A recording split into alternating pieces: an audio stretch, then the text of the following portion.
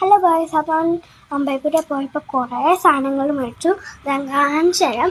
Stickers,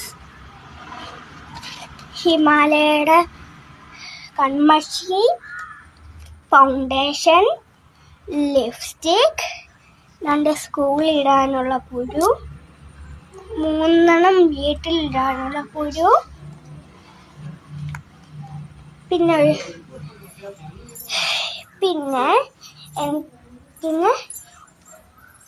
ഒരു പാവ. Bye bye. Hello guys, അപ്പം അമ്പലപ്പുഴ പോയപ്പോൾ കുറേ സാധനങ്ങൾ മേടിച്ചു. കാണിച്ചുതരാം. സ്റ്റിക്കേഴ്സ്,